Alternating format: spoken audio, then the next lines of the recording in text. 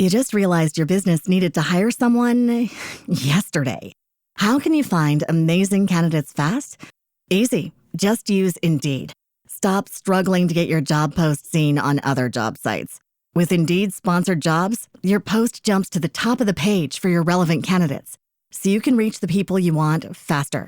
According to Indeed data, sponsored jobs posted directly on Indeed have 45% more applications than non-sponsored jobs. Don't wait any longer. Speed up your hiring right now with Indeed. And listeners of this show will get a $75 sponsored job credit to get your jobs more visibility at Indeed.com/PODKATZ13. Just go to Indeed.com/PODKATZ13 right now and support our show by saying you heard about Indeed on this podcast. Terms and conditions apply. Hiring? Indeed is all you need. Hello, everybody. It's Kim Scott. This week on the Radical Candor podcast, we've got a treat. We're dropping an episode from the Radical Respect series right into your feed. This one features Ellen Pao, a tech investor and passionate champion for diversity and inclusion. Ellen shares her work with Project Include, a nonprofit that's all about making companies more inclusive, and dives into a candid conversation about the tech industry's so-called meritocracy. She highlights how this culture can sometimes lead to discrimination and harassment. I think you'll find Ellen's insights incredibly valuable. Enjoy the episode. Hello, everybody. Welcome to the Radical Respect podcast. I'm Kim Scott. I'm Wesley Faulkner, co-host of Radical Respect podcast, and we have a new guest today. One that is definitely a person that's really done personally to move the needle in terms of DEI awareness, inclusion, and has a very, very storied background, Ellen Pao. And Kim, could you please read her bio? Sure. So Ellen is a tech investor and advocate. She's the former CEO of Reddit and a co-founder of the award-winning diversity and inclusion nonprofit Project Include. Ellen needs no introduction, but there it is. Welcome, Ellen. Thank you for joining us. Thank you both for having me. Really excited to have you here. Yes. Thanks. Wesley has been agitating, is so excited to meet you. And I am always excited to be chatting with you. So why don't we just start off with Project Include? I would love to hear what's new with Project Include and how you're thinking about that organization in this environment. Yeah, it's an interesting time. Project Include turns 10 next year, and it's an organization that came out of a group of us just kind of deciding like, hey, people don't have the information they need to be inclusive. They're getting all this information that, just run and, what they called unconscious bias training for an hour and a half, go out and do a press release. And all of a sudden the people will come and you can hire them and they'll be all great. Yeah. And we're like, it needs so much more. Yeah. And we came up with, I think it was 87 different recommendations. We put them into a document and then we put it on a website. And then people wanted more. Like they were like, we want to do more stuff. We need more information. This is super helpful. So we ended up running cohorts, teams of CEOs to kind of work on it a little bit together and to run surveys to find out where their weak spots were. And then 6 months later, like, having done some work, where are the new weak spots and have you made progress and can we hold each other accountable here? During COVID, we weren't able to do that. We have them meet in person, so it wasn't a risk we were willing to take. And we ended up doing some research on like, how did COVID affect the workplace? And we found that, not surprisingly, it had a negative impact. People had, I think 97% of the people that we surveyed had gone remote, and it was causing a lot of harm. People were still super hostile and they were still harassing people over video, over the phone. All of a sudden you're in your bedroom and you're getting all of this. It was causing a lot of anxiety. And we had a bunch of recommendations around like, what are things you should not be doing in this environment? How do you think about the anxiety that's been created? How do you create space for people to take time off? People were working all the time. They were expected to, like, I know you're home, so let me give you some more work to do. But how do you then manage people in an environment where, yeah, they are home, but they're struggling. So, it was a very necessary piece, I think, and we've ended up doing more reports like that. How are disabled workers treated in the workplace, and what are the kind of common assumptions and stereotypes, and how do we break through them? We did one with Tech Equitable on how contract workers are treated and what are the ways that you should be treating them. And most recently, we are in the process of getting ready to publish a report with MMG Earth on, how should you be incorporating AI into the workplace? What are the things that, people are doing that aren't working? What are the problems with these products? What are the ethical risks? What are the environmental risks? And then what are ways that you can still incorporate it, but in a thoughtful way where you know what your employees are doing. Most people don't know what their employees are doing, and a lot of people are using AI without their company approval or knowledge. And how can you really make a thoughtful decision on whether to incorporate it, and then whether it's working once you've incorporated it, and and how do you ameliorate some of the risks around adoption? Yeah.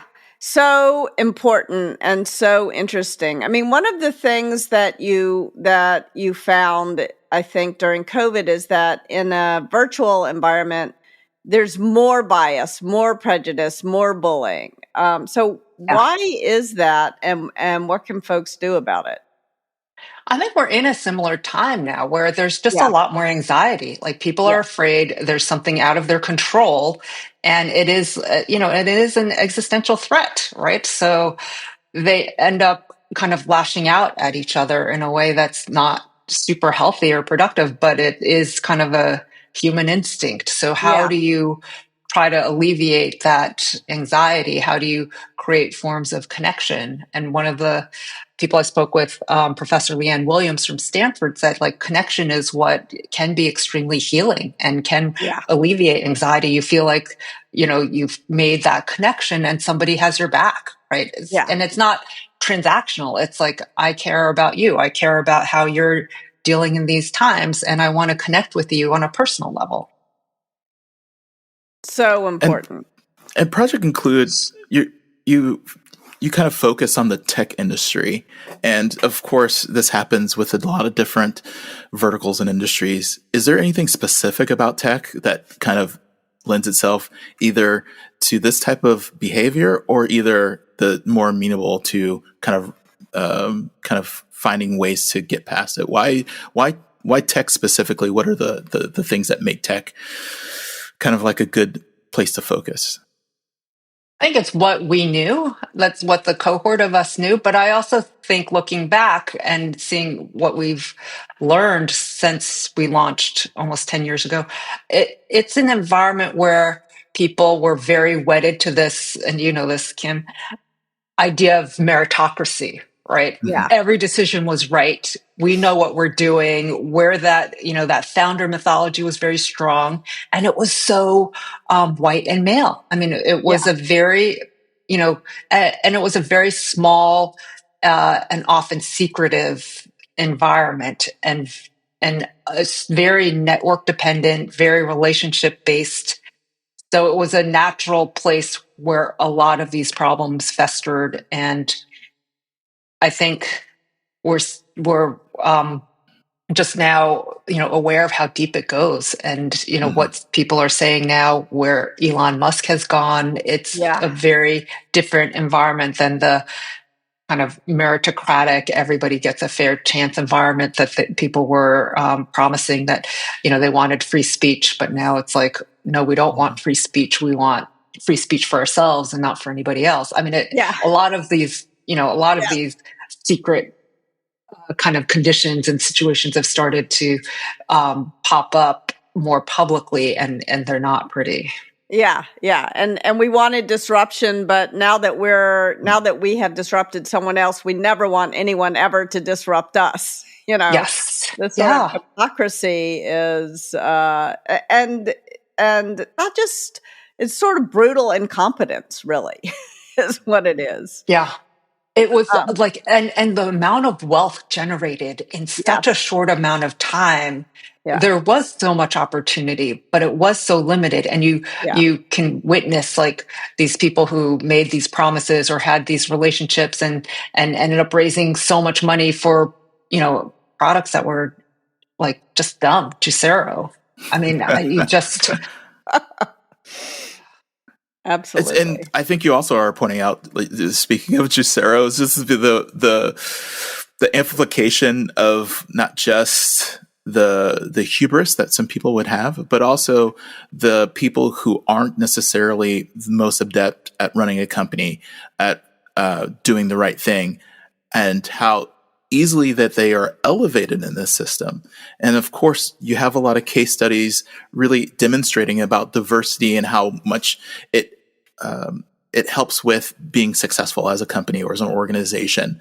So there's a lot of data and there's a lot of case studies that bring this together to say, like, here, we actually have comprehensive information on this, but yet there's still a resistance around DEI in general, seeing it as something that is infesting companies with lower quality, lower standards. How do you have conversations when you have the data and you have everything that says the opposite, but people are sometimes cemented in this understanding of what DEI is and how bad it is for companies?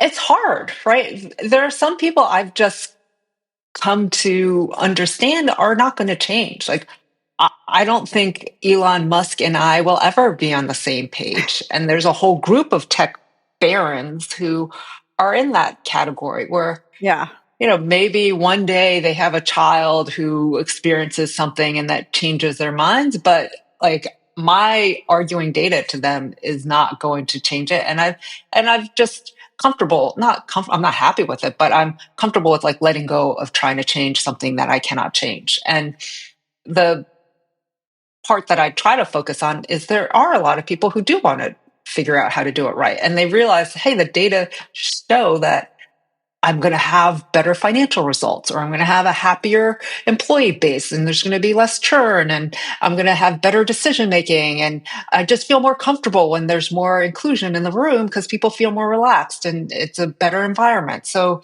there are a lot of people who are still committed and are still doing the right things. They're hiding it a little bit more. They don't want to be a target. It is not a good environment to be waving that flag right now.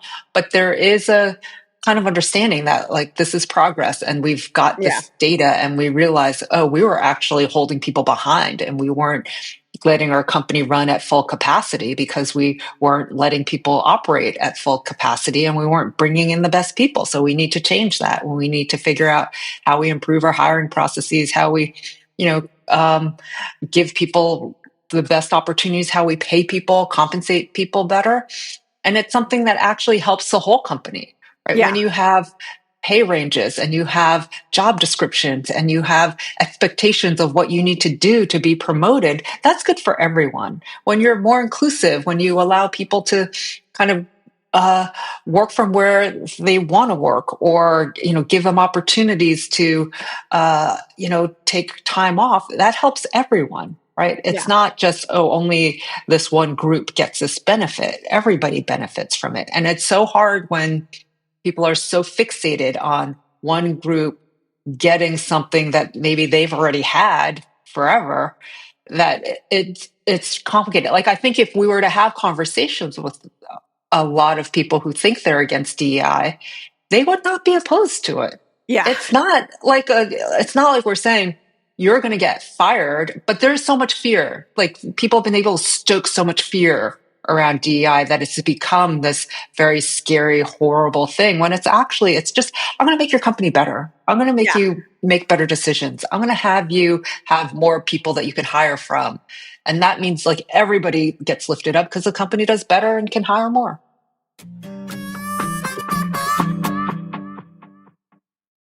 You just realized your business needed to hire someone yesterday. How can you find amazing candidates fast? Easy. Just use Indeed. Stop struggling to get your job post seen on other job sites. With Indeed sponsored jobs, your post jumps to the top of the page for your relevant candidates, so you can reach the people you want faster.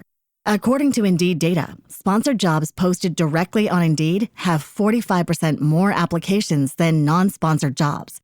Don't wait any longer. Speed up your hiring right now with Indeed.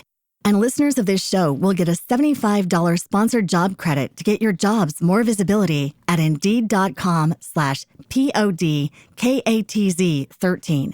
Just go to Indeed.com/PODKATZ13 right now and support our show by saying you heard about Indeed on this podcast. Terms and conditions apply. Hiring? Indeed is all you need. When you're having conversations with CEOs and companies, and they even buy into the bringing in the best people, how much work do they put in the orchestration of the idea? Instead of just saying, that's a great idea, let's do it, do they think about actually writing policy? After they have a policy, enforcing the policy. After enforcing the policy, making sure that it's enforced equitably. And then all the steps that fall into and under that when they're trying to do the right thing. Instead of the other side of just like, get rid of it, just you can't do it, to more of like, this is a complex issue. We need to make sure not only do we institute these solutions, but we have to think of the second order, the third order, and the fourth order effect of implementing these types of inclusions. How do you counsel? How do you have conversations around that issue about the commitment and the pipeline of ensuring that this happens? I think I take it from a higher level. So my goal is to get the CEOs involved. So when we started 10 years ago, CEOs didn't touch DEI, right? There was often a very junior person who had done recruiting for a year or two, who was in charge of DEI and inclusion and really didn't have resources, didn't have any authority, didn't have any power, but made people feel good. Check the box. I got my DEI person and I don't know who they are. Never had any contact with the CEO, probably under HR someplace, but not anybody who really made a huge difference. So when we started our cohorts, I was very intentional. Like the CEO has to be part of this program and is required to come to these sessions. Like they can bring, like if they want to bring their HR person or if they have a DEI person, have them come. Often if they're very small, they want to bring in their head of engineering who's doing all the hiring. And the idea is like, let's have these CEOs talk with their peers about it. It's a no shame, we're in the cone of silence environment. So you can ask your dumb questions. You can talk to a peer, not somebody who's like 3 levels below you, that you don't have any, that might not have any experience in operations or understand all the different functions of the organization and how they interact. Like, let's talk at a very high level and understand what it is. And then like my push is treat it like you would any other business imperative. So when you bring in a project, you are measuring whether it's successful or not. You're tracking it and you're deciding whether you're going to renew it and what parts of it you want to renew and who worked well on it and who didn't work well on it. And let's do that with DEI. Like, who's the team that's on it? Are they, what products are you using? What metrics are you using? Are they working? And if they're not, like, let's change them. So it was more getting like the CEO buy-in, and then let's start doing these surveys and show you like these are the different metrics we're looking at: satisfaction level, like communication in like 6 different areas, like communication or promotions and understanding like salaries and compensation, job satisfaction. And these are things that you can measure and you can understand like what groups are unhappy, what groups are happy. And let's start looking at, and then you can use that information to make decisions. And here's a whole set of recommendations that you can start with. I think a lot of them felt kind of, one even said like, I'm the CEO, I'm supposed to know everything. And this is an area I don't feel competent to talk about, so I don't talk about it.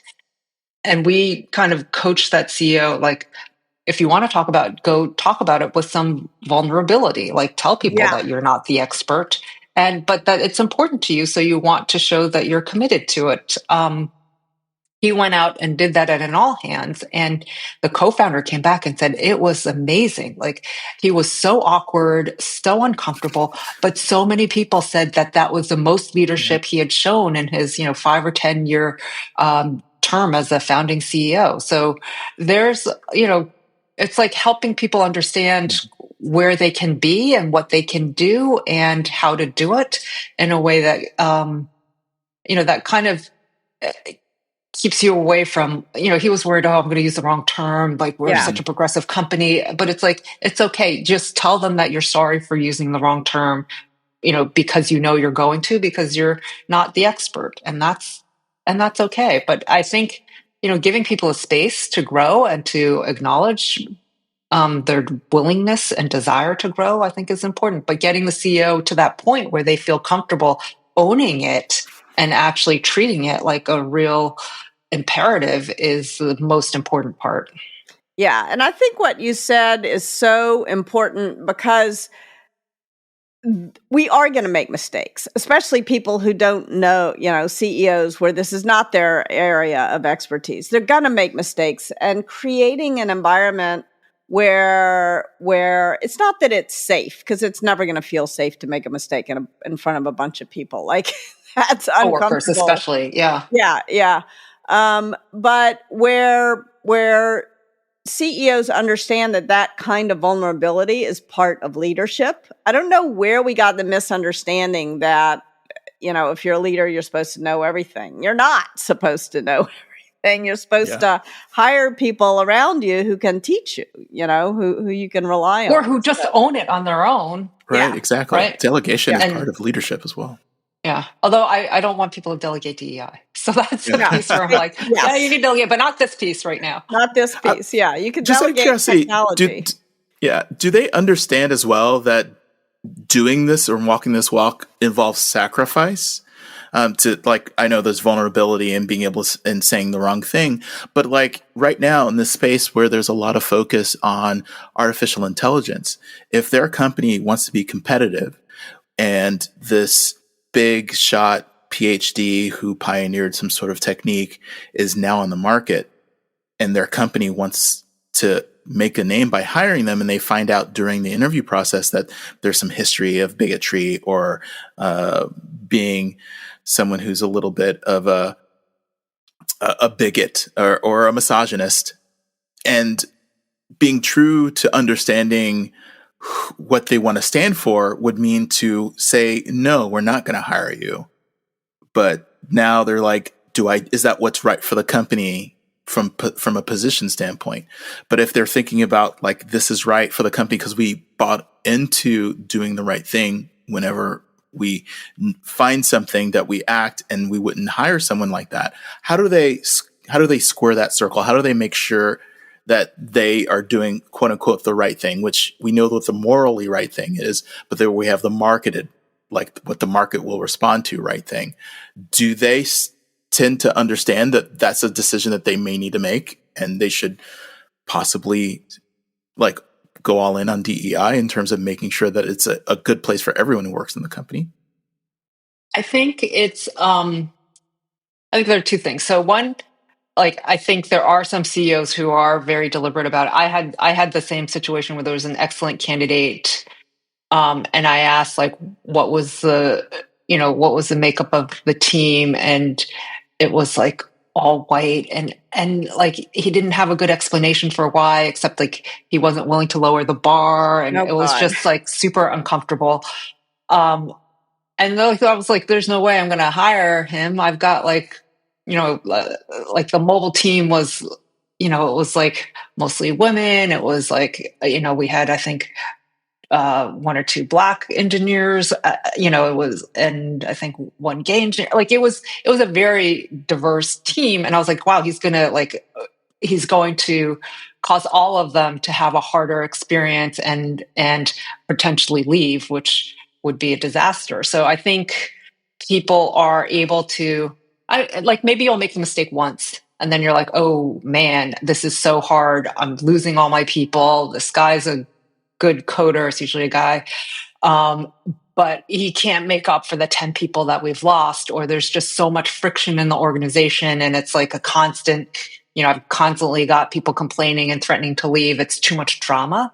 I think you may make that mistake once, and then when you realize, some people make it all the time, right? But they're not trying to grow. But, but people who are like, oh, this is a hard decision, I'm going to go with like expediency over finding the best candidate, because the best candidate is one who is not, biased and doesn't exhibit like bias in the workplace. I think they know, and they're like, oh, that was a mistake. Like I erred on the wrong side. I do think there are also people who are, there's one CEO who talked about, he hired like 5 of his friends to start the company, and they all happened to be white men. And then he realized, oh my God, if I hire another white man, I'm just going to be like, it's just going to get harder and harder, because right now, like people aren't really that excited about coming to work here. Even like the white men don't want to work here. They want to work someplace where there's more diversity. So I am purposely not going to hire another white man. And I don't really care what my lawyers say. This is what I need to do for the health of my company, right?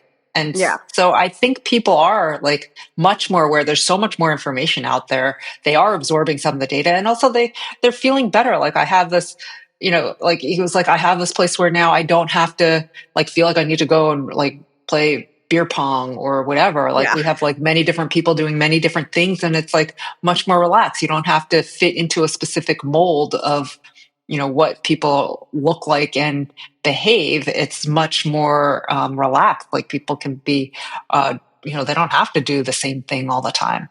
Yeah, you can show up as yourself. I think that's so important. The way that I always put it is, it's better to have a hole than an asshole. Like you're better off having someone who knows how to get along with others, because the bullies, the people who are obnoxious to their peers for whatever reason, along whatever dimension, is those are the people who maybe they get results for themselves, but they hurt the collective results. And your job as a leader is to optimize for the collective, not that one individual who's getting their job done by making it harder for everyone else around them to get their job done. Someone said that Jack Welch said the worst employee is a high performer, but poor culture fit. Yes. Yeah. The big jerk. So you said something else recently, Ellen, that I think is really important, that I'd love to ask you about. You said ungoverned AI opens pathways to undermine democracy, not only during election cycles, or maybe you are quoting someone else. But I think that, like, more about this than just about anyone else. If we take a look at why Reddit was able to be successful, it was because you started doing content moderation on. I'm going to give you all the credit. I'm sure Thank you. A lot of people aren't going to like hearing that, but I did some of the harder work, some of the work that people were not willing to do. Yeah, you did the really hard work, and you took the arrows in the back for doing that hard work. And I don't think Reddit would be where it is. And, if you look at what happened to X when they fired all their content moderators, it hasn't gone well for them. So it's really important that we learn how to understand the technologies that we're using and to make some human judgment. So talk a little bit about what's the right way to govern AI. I think what's missing is just a set of like common expectations. Like, I want to have privacy. I want to be able to use my voice. I want to be able to, believe in the authenticity, or maybe have an expectation of authenticity or inauthenticity, like know what I'm dealing with. And, I want to have like genuine conversations and learn real things and be able to take that information and maybe improve or bring it to another conversation. But what we ended up with is like this disastrous cesspool where it's all about engagement, right? We want engagement so we can sell ads.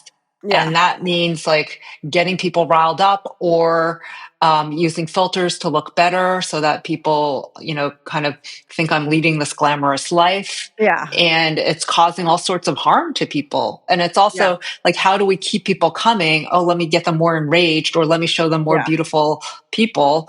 And, people feel worse and worse the more they use it, but it's driving the financial engine of the social media company. So you just get more and more of that. And it's very hard to, I left Twitter mostly about 2 years ago, and I feel so much better, right? Yes. Like, and the people I talk to are like, I don't know why I spent so much time on it, but now I feel better.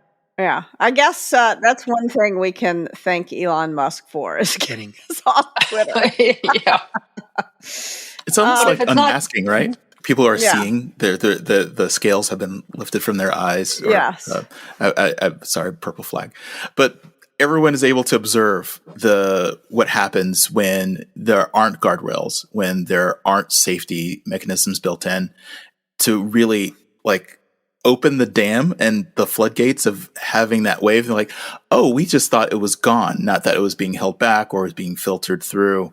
When you remove the moderators, when you remove those safety mechanisms. And unfortunately, I think some of the, this is the first instance of bringing up the election, but some of the misinformation that is on those platforms allow people to fall into belief that things don't exist or things are different than they actually are. I was seeing a lot of interviews with Trump supporters who were saying things of like, well, Trump is he's pro-abortion. He won't get rid of it. That he protected it. That he shored up the Affordable Care Act. He made sure that it didn't fail. So when there are platforms where misinformation and hate and all that stuff gets filtered out, people think it doesn't exist. The same thing with bias and prejudice and bullying. When there is an effective system that's able to keep that in check, keep it at bay, make it so that it's rare, people sometimes get lulled into this feeling that it doesn't exist anymore. Same thing with the previous Trump administration, where there are dissenters who have made sure that they worked from within so that laws didn't get passed that were seen to be quote unquote bad. The blast radius of some of the bad policy was very limited. Going forward with the new administration and the work that you're doing, do you by any chance see an upside of this being more out there? People are being able to see it more, that you're able to be having to do less work to convince that this is a problem because there will be more examples on the negative side and not just all the examples that you have put together on the positive side? Does that help? I think I don't know, like it helps is kind of a strong word, more, but I think it is kind of important for people to understand that this is how people are thinking and this is how people are behaving, and this is these are the mechanisms that it's happening. But I don't want to let the social media companies off. Like, they created, they amplified all of this, right? Yes. So we did not have people marching around in publicly as white supremacists 10 years ago, but because and I think Reddit was one of the worst offenders. It was an on-ramp into white supremacy. Like, the social media companies were used to groom young men into white supremacy, and I think it's also being used to groom people into misogyny and racism. It existed before, but it's pushing people to act in ways that they didn't before, like the marches, the protests, the insurrection. Like, those are things I don't think would have happened as readily without social media. Some people would say it's inevitable, like there was going to be this clash, but I do think that it was accelerated at the very least by social media, making it easy to find people and to groom people into these really hateful views, and then to kind of build communities of it where people felt like it was okay. And then instead of like a group saying, hey, this is hateful and this is not welcome on my platform. Like, this behavior is taboo. It's banned. It's not normal, and it's not acceptable. They were encouraged for it. Like, I got more points, the meaner I was. I created like these, the horrible memes. I created like these videos using AI to show different things. Like, all of that has been rewarded. So you end up getting more and more of it, instead of people kind of sitting down and saying, hey, like, listen, like, you're not allowed to use the N-word. You're not, like, I grew up with a whole set of understanding that created like a more civil society. And maybe, and I'm sure it's true, like, a lot of people were hiding their racism and stuff, but better that than people acting on it in these horrific ways. Yeah, it's so interesting. Going back to 2004, when I joined Google, one of the teams that I managed was Blogger, and I remember getting into a very heated argument with AMAC, and because I was starting to take down if people were posting like racist comment. And I was in charge. I could take down whatever I wanted. I had probably definitely more power than I should have. And I was told to stop doing it. And there was a big policy debate. And I wasn't sure at the time whether I was right or I was wrong, but it was my instinct that you need some standards of behavior, for the same reason that as a leader, it's your job to remember better a hole than an asshole and to fire the people who bully others. Give them some feedback first and see if they can change their behavior. But if they can't, you got to get them out of your team. For the same reason, I felt like if people were advocating for evil actions or advocating for misogyny or racism, I didn't want them on the Blogger platform. And what the argument on the other side was kind of what you were referring to, Wesley, like, oh, it's better to know what people really think. But the problem is that it's not necessarily what people really think, and that kind of evil is contagious in a way that goodness is not contagious. And in fact, I was at the federal, I was a government bureaucrat. This a small known fact. I worked at the FCC right out of business school. And this was 1996, I think. Yeah, 1990. So it was like right at the height of deregulatory neoliberalism bullshit. And I think we made some real mistakes when I was there. Like, I think we would be in a better place if we had said, and it's worth remembering, why did the FCC get created in the first place? It was in recognition of the ways that Hitler was using broadcast medium to create a genocidal, populism in Germany. And we didn't want that to happen in our country. And I'm kind of back to the that way of thinking. I don't know. What do y'all think? Yeah, I think the heads of these social media companies have shown that they don't care about the health of the nation, and they don't care about the health of their users, and somebody's got to step in, right? Yes. I think, things were like, I think, Susan Wojcicki made huge strides at YouTube, Jack Dorsey at Twitter, and now we've gone backwards, right? Yes. And now here we are. Leap backwards, unfortunately. Yeah. It is definitely it feels like yelling fire in a crowded theater by spreading this misinformation and spreading this hatred. And it's not of, well, we'll see what happens. It's more like, we saw what happened. And we know. Now that it's proven about where this leads to, it feels as if it's time to actually say that is harm, and we can not only show how much harm is caused, but we can actually trace it back to its origins and where it came from. And so that should be enough evidence to kind of like hopefully disrupt the mechanisms. But hope is a big H hope, that maybe that one day that will be codified in some sort of law as well. Well, you're taking some action. I agree with that, Wesley. Ellen, you're taking some action by investing in some great companies that are pushing the world to a better place. So what are some of the investments you've made recently that you're most excited about?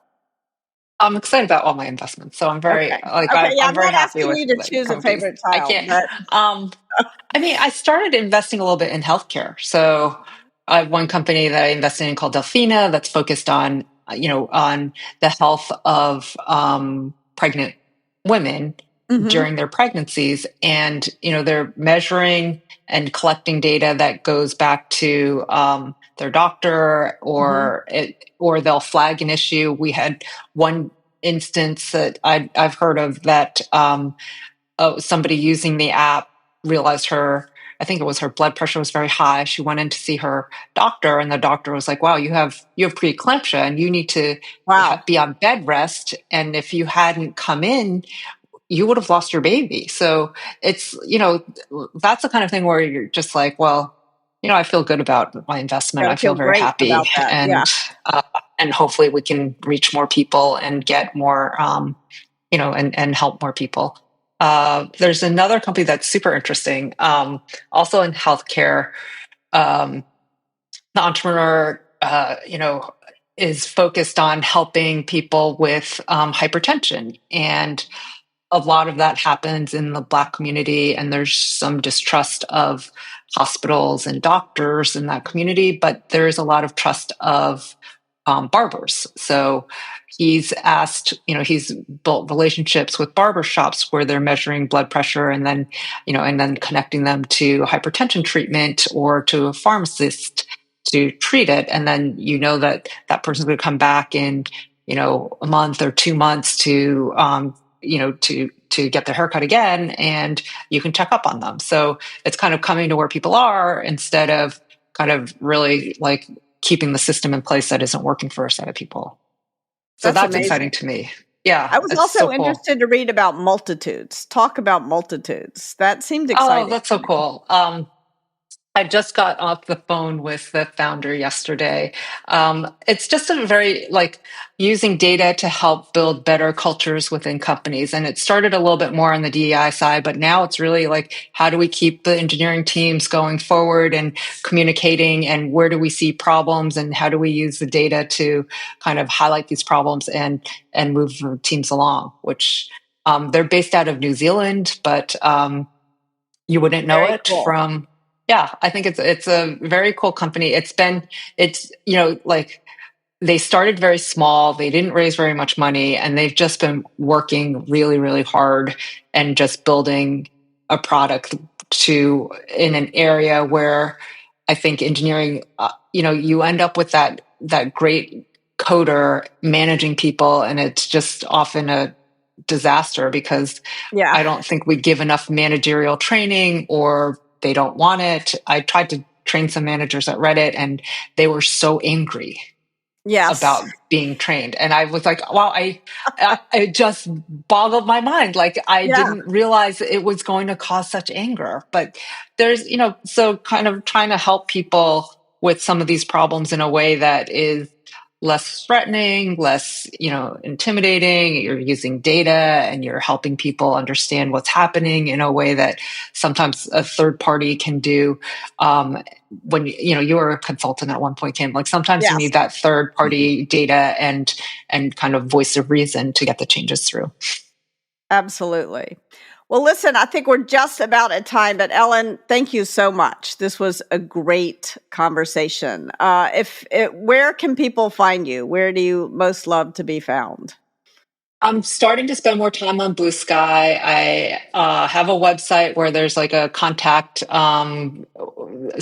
page, and I have a book, Reset. Wesley was so kind to mention it earlier, that people can buy and read. And yeah, that's it. And projectinclude.org also. Yes. Thank I you. assume. Yeah. And we have just a lot of great information there. We've had some people say, we've gotten rid of our DEI division, but we're going through all the steps on Project Include, so we need you Yeah. more than ever. So that's been it's like mixed, I'm sorry that this isn't working, but at least we're able to help people who need it. Love that. All right. Well, thank you so much. Yeah. Yeah. Thank you both. I feel like we could have talked even longer. This is a good conversation. Thank you. We'll have you back. We'll try to get you back. Yes, we'll do it again. All right. Take care, everybody. The Radical Candor podcast is based on the book Radical Candor, Be a Kick-Ass Boss Without Losing Your Humanity by Kim Scott. Episodes are written and produced by Brandy Neal with script editing by me, Amy Sandler. The show features Radical Candor co-founders Kim Scott and Jason Rosoff and is hosted by me, still Amy Sandler.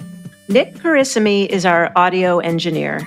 The Radical Candor podcast theme music was composed by Cliff Goldmacher. Follow us on LinkedIn, Radical Candor the company, and visit us at radicalcandor.com.